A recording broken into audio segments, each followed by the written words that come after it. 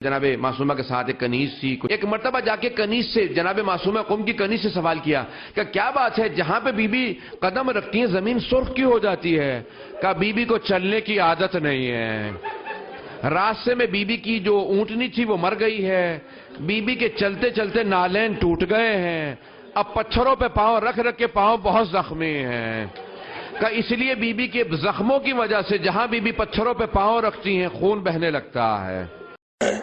ایک دائی رہ گئی ہے، ایک سین رہ گئی. تھکی ہوئی سفرہ دی بھرانو ملن کان جڑے ساوا دے کول پہنچی ہے.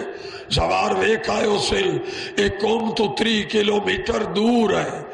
میں گئی ہے آدھے دائی میں اور تھک پیا، میں اور سفر نہیں کر سکتی.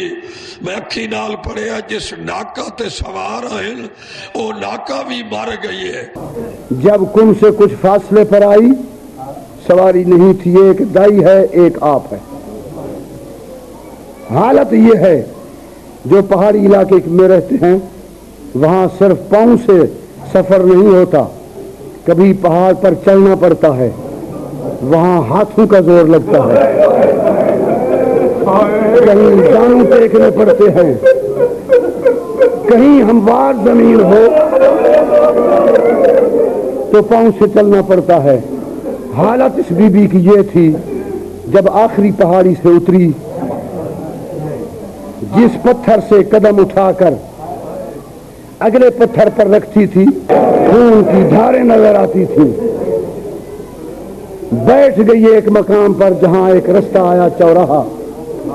فرماتی ہیں دائی میں تھک گئی ہوں، میں چلنے کے قابل نہیں. پتنی ایک اونٹ کتھوں پہ کھڑے نے ایک دائی تے ایک شہزادی، رو دیاں چاڑیاں لائیاں آمن رو دے وے صاحب یادی.